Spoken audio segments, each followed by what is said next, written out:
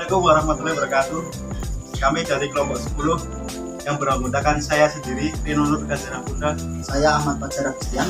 Saya Indah Saputri. Kami ingin menjelaskan materi tentang pertumbuhan dan pembangunan ekonomi. Pertumbuhan ekonomi dan perkembangan ekonomi. 1.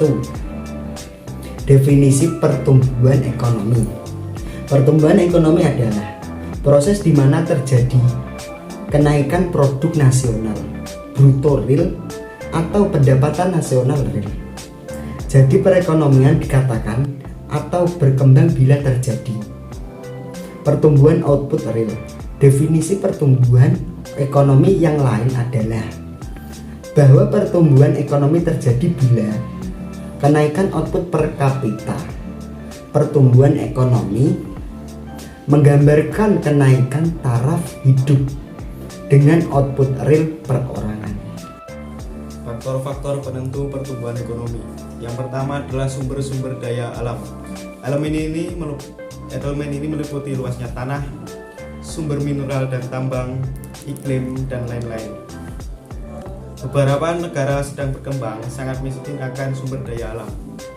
Sedikitnya sumber daya alam yang dimiliki merupakan kendala yang cukup serius dibandingkan sedikitnya kualitas serta rendahnya persediaan kapital dan sumber daya manusia, maka kendala sumber daya alam adalah masalah yang lebih serius. Yang kedua adalah sumber-sumber tenaga kerja. Masalah di bidang sumber daya manusia yang dihadapi oleh negara yang sedang berkembang pada umumnya adalah terlalu banyaknya jumlah penduduk, namun pendaya gunaannya sangat rendah dan kualitas sumber daya tenaga kerjanya cukup rendah.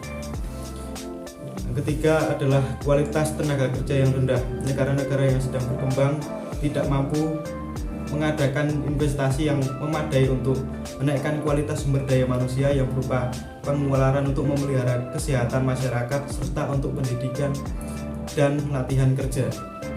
Yang keempat adalah akumulasi kapital.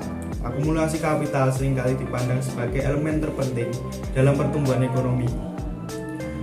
Usaha-usaha untuk mendorong laju pertumbuhan ekonomi dilakukan dengan memuaskan pada akumulasi kapital. Hal ini karena pertama, hampir semua negara-negara berkembang mengalami kelangkaan barang-barang kapital berupa mesin-mesin dan peralatan.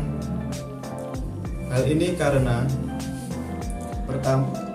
Pertama, hampir semua negara-negara berkembang mengalami kelangkaan barang-barang kapital berupa mesin-mesin dan peralatan-peralatan produksi, bangunan pabrik, fasilitas umum, dan lain-lain. Yang kedua, penambahan dan perbaikan kualitas barang-barang modal sangat penting karena keterbatasan tanah yang bisa ditanami. Peran pemerintah dalam pertumbuhan ekonomi. Yang pertama, adanya pemerintah yang kuat dan berwibawa menjamin terciptanya keamanan dan ketertiban hukum serta persatuan dan perdamaian di dalam negeri. Yang kedua, melaksanakan fungsi entrepreneur yang bersedia dan mampu mengadakan akumulasi kapital dan mengambil inisiatif mengadakan investasi yang diperlukan untuk memonitori proses pertumbuhan ekonomi. Yang ketiga adalah pelayanan jasa sosial seperti sanitasi dan program pelayanan kesehatan dasar masyarakat, latihan dan keterampilan, dan program lainnya yang memberikan manfaat kepada masyarakat cepat lewat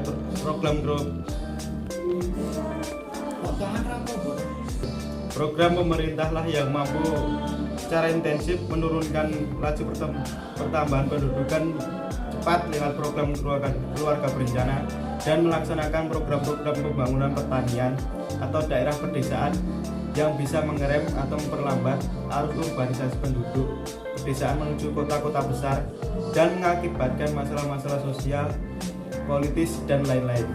Menciptakan semangat atau spirit untuk mendorong pencapaian pertumbuhan ekonomi yang cepat dan tidak hanya memerlukan pengorbanan faktor penawaran saja yang menaikkan kapasitas produksi masyarakat, yaitu sumber-sumber alam dan manusia, kapital, dan teknologi, tapi juga faktor-faktor permintaan luar negeri. Tanpa kenaikan potensi produksi tidak dapat direalisasikan. Strategi-strategi pertumbuhan ekonomi. Yang pertama, industrialisasi versus pembangunan pertanian. Pembangunan pertanian bersifat menggunakan teknologi pada tenaga kerja dan secara relatif menggunakan sedikit kapital. Meskipun dalam investasi pada pembuatan jalan, saluran, dan fasilitas pengairan dan pengembangan teknologinya, kenaikan produktivitas sektor pertanian memungkinkan perekonomian dengan menggunakan tenaga kerja yang lebih sedikit, menghasilkan kualitas output bahan makanan yang sama. Dengan demikian, sebagian dari tenaga kerja dapat dipindahkan ke sektor industri tanpa menurunkan output sektor pertanian. Di samping itu, pembangunan atau kenaikan produktivitas dan output total sektor pertanian akan menaikkan pendapatan di sektor tersebut. Yang kedua, strategi impor versus promosi ekspor. Strategi industrialisasi via substitusi impor pada dasarnya dilakukan dengan membangun industri yang menghasilkan barang-barang yang semula diimpor. Alternatif kebijakan lain industri yang adalah strategi industrialisasi via promosi ekspor. Kebijakan ini menekankan pada industrialisasi pada sektor-sektor atau kegiatan produksi di dalam negeri yang mempunyai keunggulan komparatif sehingga dapat memproduksinya hingga biaya rendah dan bersaing dengan menjualnya di pasar internasional. Strategi ini secara relatif lebih sukar dilaksanakan karena menuntut kerja keras agar bisa bersaing di pasar internasional. Teori-teori pertumbuhan ekonomi, teori klasik dan teori neoklasik. Sebagian besar teori ini menumbuhkan perhatiannya pada analisis sifat kegiatan masyarakat dalam jangka waktu yang pendek. Hanya sedikit sekali yang mengenai masalah pertumbuhan ekonomi. Kurangnya perhatian kedua golongan tersebut terhadap pertumbuhan ekonomi disebabkan terutama oleh pandangan mereka yang diwarisi oleh pendapat Adam Smith, yaitu bahwa mekanisme pasar akan menciptakan suatu perekonomian yang berfungsi secara efisien. Yang kedua adalah teori Schumpeter, yaitu perkembangan ekonomi bukan merupakan proses yang harmonis ataupun gradual, melainkan perubahan yang spontan dan terputus-putus. Menurut Schumpeter, faktor yang terpenting untuk perkembangan ekonomi adalah seorang wirausaha, karena mereka adalah orang-orang yang mengambil inisiatif untuk berkembangnya produksi secara nasional. Yang terakhir adalah teori post-Keynesian. Pada hakikatnya, menganalisis mengenai persoalan-persoalan tentang syarat-syarat apa atau keadaan yang bagaimana yang harus tercipta dalam perekonomian untuk menjamin agar dari masa ke masa kesanggupan memproduksi selalu bertambah, selalu berakibat sebagai akibat dari penanaman modal akan selalu sepenuhnya digunakan. Teori pembangunan ekonomi. 1. Teori pertumbuhan linear adalah evolusi proses pembangunan yang dialami oleh suatu negara. Teori ini dibagi menjadi 3, yaitu teori pertumbuhan Adam Smith, teori Marx, teori pertumbuhan Rostow. 2. Teori perubahan struktural. Teori perubahan ini menjelaskan pada mekanisme transformasi ekonomi yang dialami oleh negara sedang berkembang yang semuanya bersifat subsisten.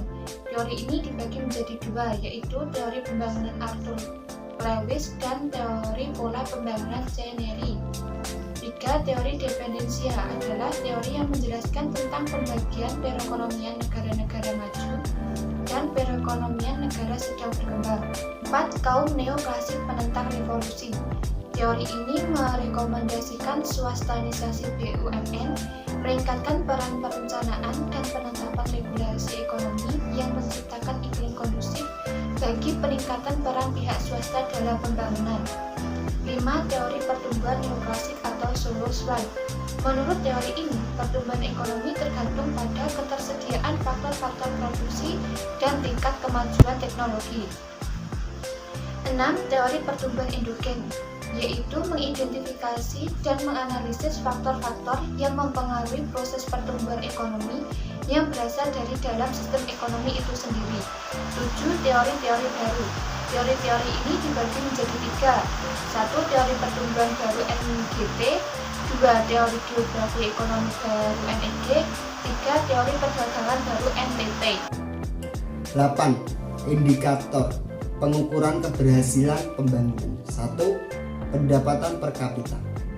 Dalam perspektif makroekonomi, indikator ini merupakan bagian kesejahteraan manusia yang dapat diukur sebagai dapat menggambarkan kesejahteraan dan kemakmuran masyarakat. 2. Struktur ekonomi telah menjadi asumsi bahwa peningkatan pendapatan per kapita akan mencerminkan transformasi struktural dalam bidang ekonomi dan kelas-kelas sosial. Dengan adanya perkembangan ekonomi dan peningkatan per kapita, kontribusi sektor manufaktur atau industri dan jasa terhadap pendapatan nasional akan meningkat terus. 3. Urbanisasi dapat diartikan sebagai meningkatnya proporsi penduduk yang bermukim di wilayah perkotaan dibandingkan dengan di pedesaan. Urbanisasi ditingkatkan tidak terjadi apabila pertumbuhan penduduk di wilayah urban sama dengan 0. 4. Angka tabungan perkembangan sektor manufaktur atau industri selama tahap industrialisasi memerlukan investasi atau modal finansial kapital merupakan faktor utama dalam proses industrialisasi dalam sebuah masyarakat, sebagaimana terjadi di Inggris, pada umumnya Eropa pada awal pertumbuhan kapitalisme yang disusul oleh revolusi industri. Dalam masyarakat yang memiliki produktivitas tinggi, modal usaha itu didapat dihimpun melalui tabungan baik swasta maupun pemerintah. 5. Indeks kualitas hidup IKH atau Physical Quality of Life Index dalam kurung PQLI digunakan untuk mengukur kesejahteraan dan kemakmuran masyarakat. Indeks ini dihitung berdasarkan kepada 1. Angka rata-rata yang hidup pada umur 1 tahun. 2. Angka kematian bayi. 3. Angka melek bumi. 6. Indeks pembangunan manusia. 6. Indeks pembangunan manusia, Human Development Index. The Unit Nation Development Program dalam kurung UNDP. The Unit Nation Development Program atau dalam kurung OZUNDP telah membuat indikator pembangunan yang lain sebagai tambahan untuk beberapa indikator yang telah ada. Ide dasar yang melandasi dibuatnya indeks ini adalah pentingnya memperhatikan kualitas sumber daya manusia. Menurut UNDP, pembangunan hendaknya ditunjukkan kepada pengembangan sumber daya manusia. Dalam pemahaman ini mengembangkan pilihan-pilihan yang dapat dilakukan oleh manusia. 6. Pembangunan ekonomi. Definisi pembangunan ekonomi Dasawasa tahun 1960-an. Suatu proses yang menyebabkan pendapatan per kapita penduduk suatu negara meningkatkan secara berketerusan dalam jangka panjang. Hal ini didasari oleh asumsi bahwa peningkatan kualitas sumber daya manusia akan diikuti oleh terbukanya beberapa pilihan dan peluang menentukan jalan hidup manusia secara bebas. Sekian dari kami, dari kelompok 10. Bila ada salah, mohon maaf. Dari Taufiq Walhidayah. Wassalamualaikum warahmatullahi wabarakatuh.